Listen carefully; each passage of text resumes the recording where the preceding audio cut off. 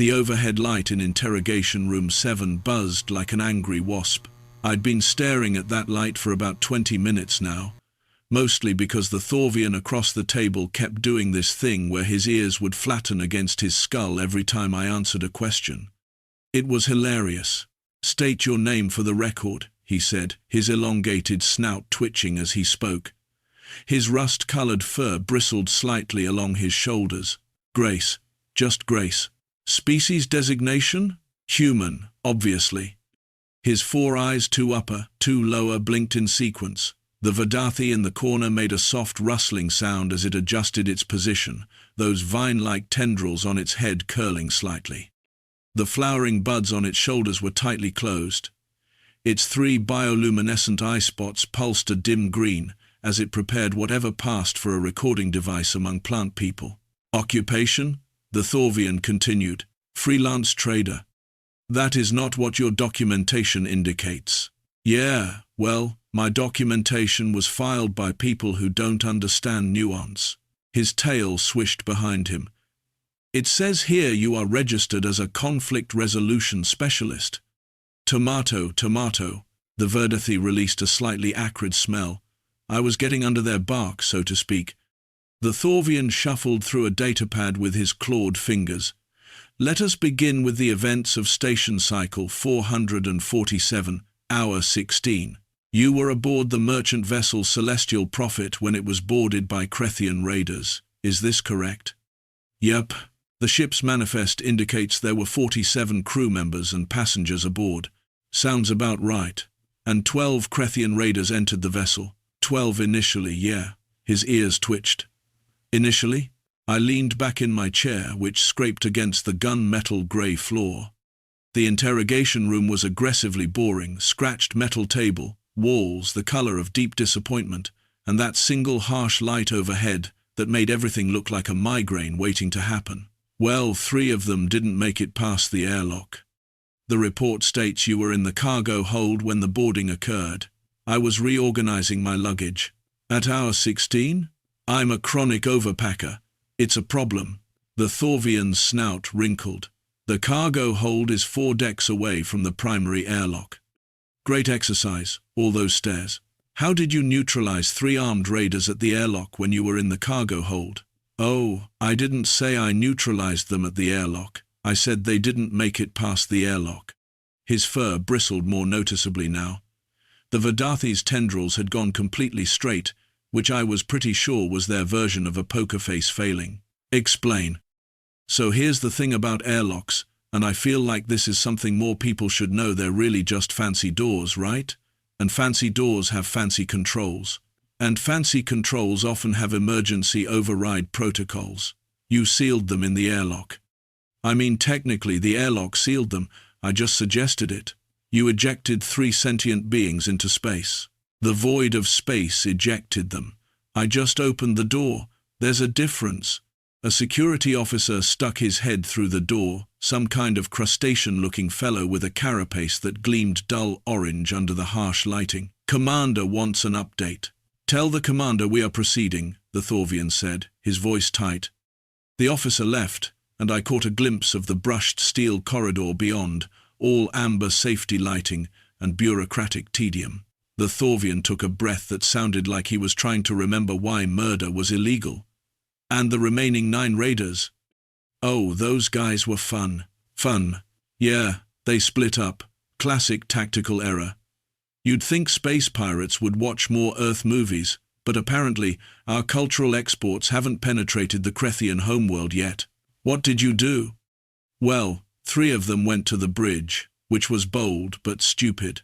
The captain had already locked down the controls, so they were basically trapped in a room with uncomfortable chairs and stale air. I may have accidentally rerouted the environmental controls so that room got really, really cold. Accidentally. I'm not great with touch interfaces. These fingers, I wiggled them. They're designed for tool use, not delicate computer work." The Vedathi made a sound like wind through leaves. Its flowers bloomed slightly, then snapped shut again. "How cold?" the Thorvian asked. "Cold enough that they decided breaking the door down was preferable to staying put. Unfortunately for them, When they broke the door down, they were facing the ship's security team, who had been waiting outside for about 15 minutes. And the other 6 raiders? Oh, those guys, I grinned. 2 of them found the medical bay. The medical bay is clearly marked as a non-strategic location. Right, but see, humans have this thing we do where we repurpose stuff. Like, medical bays have all these fun tools. Scalpels, bone saws, autoclaves that get really hot. You murdered them with medical equipment? What? No, God, no. I locked them in there and turned off the lights. His 4 eyes blinked in sequence again. That is all? Have you ever been locked in a dark room filled with sharp objects you can't see? No. Super unpleasant. They surrendered after about 3 minutes. Kept screaming about the demon and the darkness. Drama queens, honestly. The Thorvians' claws scraped against the data pad. And the final 4? Engineering section. They were trying to disable the engines so the ship couldn't call for help. That is a sound tactical approach. Sure, if you ignore the fact that engineering sections on human-designed vessels are death traps. How so? Radiation, for one.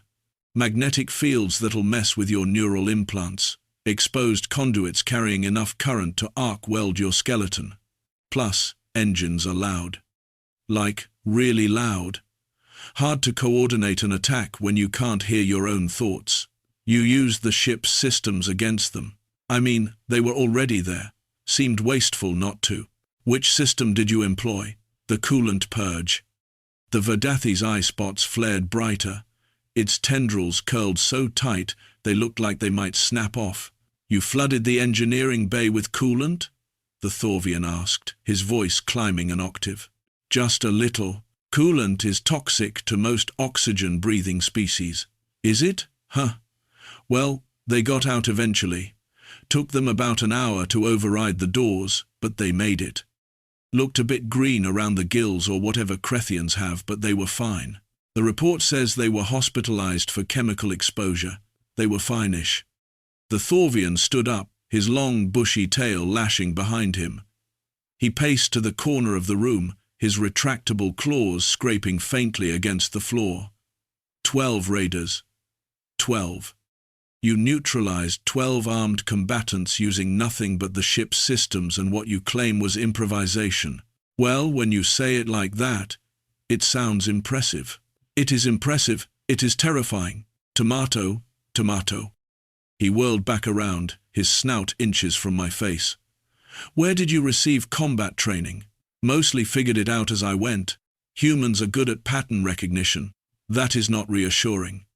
The Verdathi released such a strong, acrid smell that even I wrinkled my nose. Its flowers were fully wilted now. The Thorvian returned to his seat, breathing hard. The Celestial Prophet incident was 3 cycles ago. You were released with commendations from the ship's captain. Nice guy. Sent me a fruit basket. Then, 2 cycles ago, you were aboard the passenger liner Serenity's Wake when it was intercepted by a Halvoreian blockade runner. Oh yeah, that was a weird one.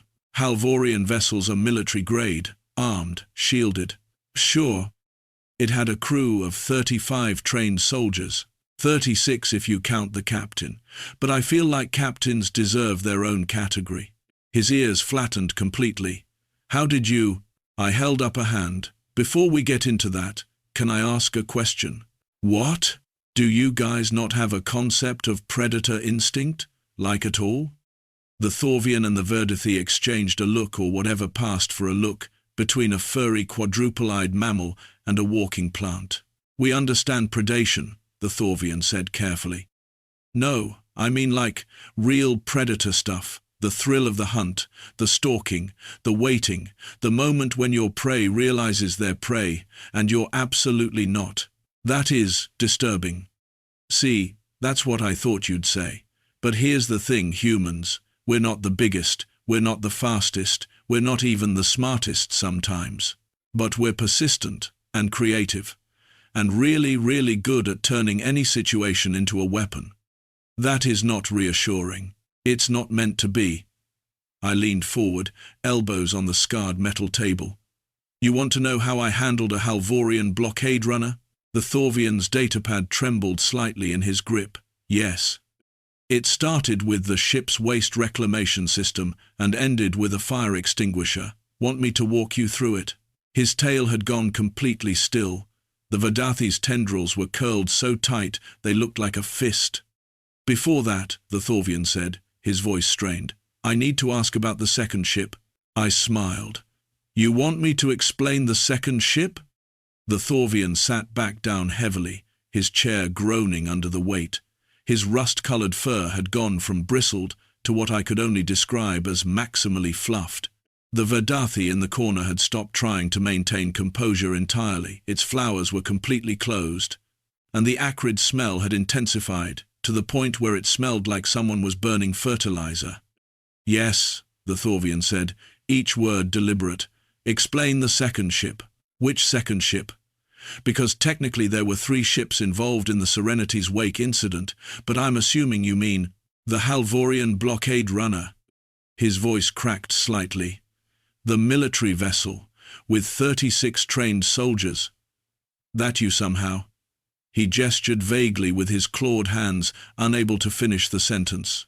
Right, that one. Okay, so context is important here. Context. Yeah, because the thing about Halvoreian blockade runners is they're designed for intimidation, right? Big, scary, lots of weapons. But here's what they're not designed for. I paused for effect. The Thorvian's 4 eyes were locked on me, 2 upper, 2 lower, all equally horrified. Psychological warfare. You engaged in psychological warfare with a military vessel. Engaged is a strong word, more like initiated a series of unfortunate events that happened to coincide with their decision to board. The door opened again, and a different officer stepped in. This one was bipedal, with smooth grey skin that had an almost metallic sheen, carrying a tray with what looked like refreshments. The Thorvian waved him away impatiently, but not before I noticed the officer's hands were shaking slightly as he set down the tray and backed out. Walk me through these unfortunate events, the Thorvian said.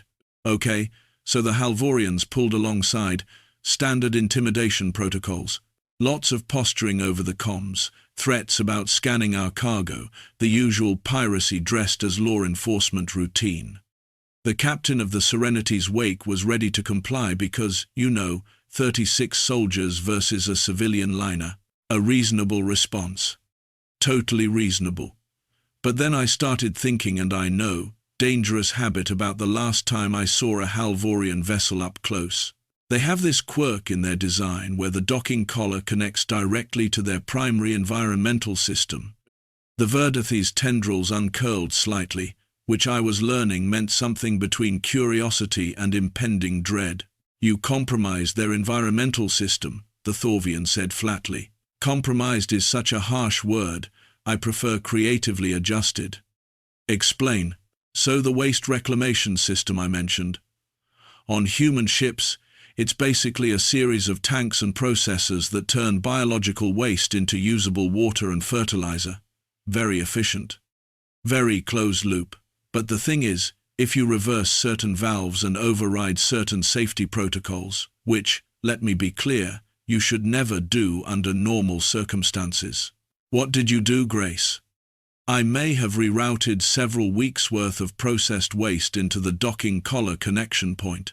The Thorvian's snout wrinkled so hard I thought it might fold in on itself. You, what? In my defense, I thought it would just create a mess in their airlock. I didn't realize that Halvoreian environmental systems have automatic intake vents in their docking collars. Very aggressive ones. They pulled about 200 gallons of the stuff into their ventilation system before anyone noticed. The Vedathi made a sound like wind howling through a canyon. Its eye spots were pulsing so fast they looked like they might strobe. 200 gallons, the Thorvian repeated. Give or take. The ship's computer wasn't super precise about volume metrics. Anyway, that's when things got interesting. Interesting. Yeah, because Halvoreians have this really acute sense of smell. Like, really acute. So when their entire vessel suddenly smelled like a sewage treatment facility that exploded, they kind of lost focus on the whole military boarding action thing. They withdrew? Oh no, they tried to push through. Very dedicated, those guys. Respect. But then the fire extinguisher came into play. The Thorvian put his head in his hands, well, his paws, technically. His claws scraped against his skull. How does a fire extinguisher factor into this? So while they were dealing with the smell situation, I convinced the captain to let me cross over to their ship during the chaos. Told him I was going to negotiate. He was desperate enough to let me try. You boarded a hostile military vessel. It wasn't hostile at that point. It was distracted. Big difference. A crew member rushed past in the corridor outside, visible through the small window in the door. The brushed steel floors gleamed dully under the amber lighting, and I could hear alarms going off somewhere deeper in the station. The Thorvian ignored it, too focused on my story. "Continue," he said, his voice muffled by his pause. "Right, so I get onto their ship, and everyone's gagging and stumbling around. Their eyes were watering. Total chaos. And I found their environmental control room, which was conveniently unlocked because the technician operating it had evacuated to go throw up somewhere. Of course. And here's where the fire extinguisher comes in. See, Halvoreian ships use a halogen-based fire suppression system in their control rooms, very effective against electrical fires. But if you discharge one of those extinguishers manually and then seal the room, you created a toxic environment. Temporarily uninhabitable, yes, which meant they couldn't access environmental controls to purge their ventilation system, which meant the smell just kept circulating for hours. The Thorvian looked up, his four eyes somehow conveying a level of exhausted disbelief that transcended species. They surrendered. After about 3 hours, sent a distress call to the nearest station, requested immediate assistance with a biohazard incident, and basically limped away. The captain of Serenity's wake gave me a bottle of something alcoholic that I'm pretty sure was illegal in 15 systems. And you saw nothing wrong with this? Wrong? I saved a ship full of passengers from being boarded by pirates. You're welcome, Galaxy. The Vedathi's flowers bloomed suddenly, then closed again, then bloomed again, like it couldn't decide which reaction was appropriate. Its bioluminescent eye spots were doing a rapid-fire pulse that reminded me of a broken turn signal. The Thorvian took a long breath through his snout. That was 2 cycles ago. Yesterday, you were involved in an incident at Docking Bay 5, on this station. Oh, that was just bad timing. Bad timing. I was trying to refuel my ship. Your ship, the Wandering Grace, is a modified cargo hauler with outdated shields, and what our scanners indicate is a highly illegal weapons array. The weapons came with the ship when I bought it, previous owner situation. That does not make them legal. Should, though. Seems like an oversight in galactic law. He shuffled through his datapad again, his claws tapping against the screen. At hour 22, you were approached by station security regarding your docking permit. Right, the permit thing. Look, in my defense, I thought I'd filed the right forms. You filed a livestock transport declaration. The interface was confusing. You declared yourself as cargo. Like I said, confusing interface. A supervisor of some kind bipedal, covered in short bristly fur with geometric patterns, stuck her head in and handed the Thorvian another datapad. The commander wants this filed within the hour. Tell the commander I am conducting an interrogation of a potentially dangerous... I'm right here, I said, waving. The supervisor's eyes widened, and she backed out quickly, the door hissing shut behind her. The Thorvian's tail was lashing again. When security attempted to correct your documentation, you informed them that you were just passing through and that they should take it up with the dockmaster. Seemed reasonable at the time. The dockmaster has been trying to contact you for 3 cycles. I've been busy. Doing what? Ship maintenance. Turns out when you route waste through unconventional systems, it leaves residue. Very hard to clean. His ears flattened so hard against his skull they practically disappeared into his fur. Grace. What happened in Docking Bay 5? Okay, so I was minding my own business, running diagnostics on my ship's fuel lines, when this group of Yantari merchants decided my parking spot would be better used for their hauler. Your spot was not reserved. Possession is 9/10 of the law. That is not how docking regulations work. Should be. Anyway, they started getting aggressive. Lots of posturing, threats about moving my ship themselves, the usual territorial nonsense. And I tried to be diplomatic. Really, I did. The Vedathi released a sound like creaking wood. Its tendrils were doing this slow wave thing that I was pretty sure meant it didn't believe me. What happened? The Thorvian asked. Well, the Yentari have this thing where they use intimidation displays involving their head crests. Lots of flaring and color shifting. Very impressive. Would probably work on most species. But humans? We have this reflex where if something tries to intimidate us, we tend to double down. You escalated. I established boundaries. There's a difference. By doing what, exactly? I may have mentioned that their hauler's landing struts looked unstable. His 4 eyes narrowed. Were they unstable? They are now. The room went very quiet. Even the buzzing overhead light seemed to dim slightly. The Vedathi's flowers had wilted so completely they looked like dried husks. Explain, the Thorvian said, his voice dangerous. So while they were doing their intimidation dance, I noticed their ship was on hydraulic landing struts. Very common design. Very reliable. Unless someone happens to access the maintenance panel and adjust the pressure release valves. You sabotage their landing gear. Sabotage is a loaded term. I prefer stress-tested. Their ship is currently listing at a 45-degree angle in the docking bay. Is it? Must be a pressure imbalance. The Thorvian stood up so fast his chair fell over backward with a crash. His fur was standing completely on end now, making him look almost twice his normal size. His bushy tail was thrashing like a weapon. Do you understand the severity of this situation? Do you comprehend that you have, in the span of 3 cycles, ejected pirates into space, chemically attacked a military vessel, and sabotaged civilian property on a neutral station? When you list it all together like that, it does sound busy. This is not a joke. I never said it was. But here's the thing, and I really need you to understand this. Every single one of those situations was someone else's problem that became my problem. The raiders on Celestial Prophet? They boarded first. The Halvoreian blockade runner? They initiated the interception. The Yentari merchants? They tried to move my ship. I was just responding proportionally. Proportionally? To the threat level I perceived, yes. An officer burst through the door, the same crustacean-looking fellow from earlier, his carapace now showing stress cracks in the harsh lighting. Sir, the Yentari are threatening to file a formal complaint with the Galactic Trade Commission if he noticed me and stopped mid-sentence. Is that her? Yes, the Thorvian said wearily.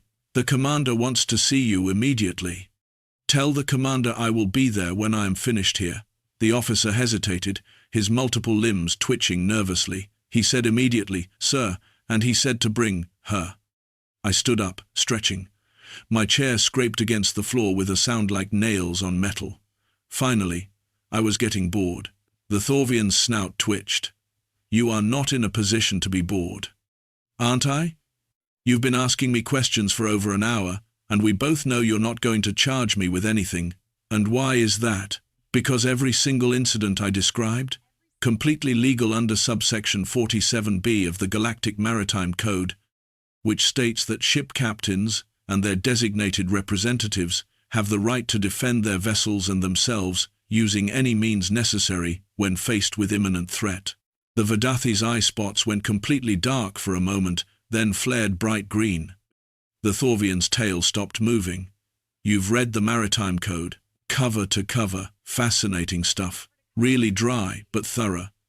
The section on waste management protocols alone is 300 pages. That's how you knew about the docking collar vulnerability, and the environmental override permissions, and the emergency response exemptions, and the self-defense escalation parameters. It's all in there. You just have to read the fine print. He sat down slowly, his chair creaking.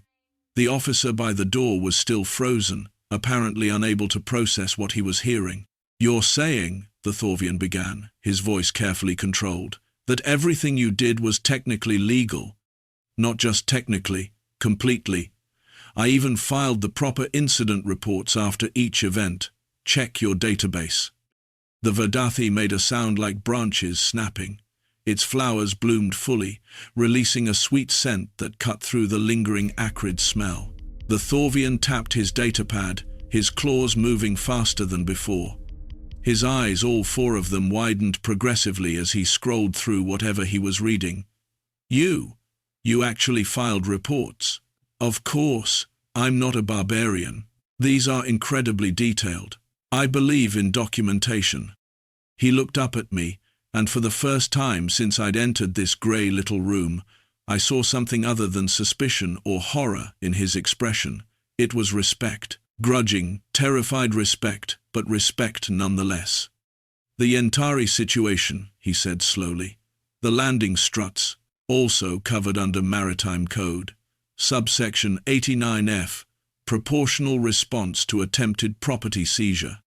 Their intimidation display constituted a credible threat to my ability to maintain control of my vessel. You adjusted pressure valves. Reversibly. Give it about 12 hours, and the hydraulics will repressurize naturally. Their ship will be fine. Might need some calibration, but fine. The officer by the door started laughing, a high-pitched, slightly hysterical sound that he quickly tried to suppress.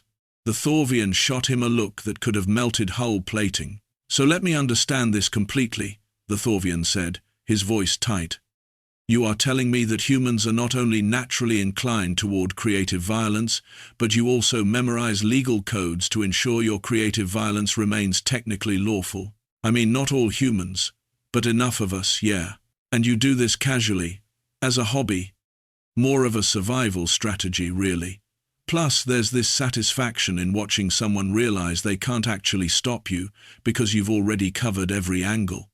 He stood up, smoothing down his fur with his paws.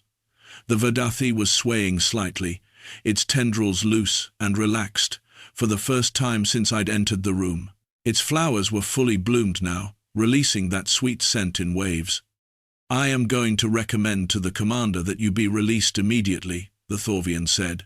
Appreciate it, with the strong suggestion that you refuel and depart this station within the next 6 hours. Reasonable. And that you never, under any circumstances, return to this sector. Little harsh, but okay. He walked to the door, then paused, his tail drooping. Grace, one more question. Shoot. Do all humans operate this way? This combination of aggression, creativity, and legal technicality? I thought about it for a moment, remembering friends back on Earth who'd argued their way out of parking tickets using municipal code subsections, or the guy who'd gotten his gym membership refunded by citing contract law. Yeah, pretty much. We're a litigious species. Comes with the predator instinct. His ears flattened one more time. Terrifying. We prefer resourceful. The door opened, and the harsh lighting from the corridor spilled in, illuminating the brushed steel floors and charcoal deck plating beyond. The Thorvian gestured for me to follow, his claws clicking softly against the doorframe. As we walked toward wherever the commander was waiting, I caught sight of the Yentari hauler through an observation window. It was indeed listing at a 45-degree angle, and several very stressed-looking Yentari were gesturing frantically at maintenance crews. The Thorvian noticed me looking and made a sound somewhere between a growl and a sigh. 6 hours, Grace. Plenty of time, I said. His tail swished once, sharply, and he walked faster. Behind us, I heard the Verdathi release one final sound like wind through leaves, but somehow fond. They'd asked where my predator instinct was. I smiled. I am the predator. They just hadn't realized they were the prey.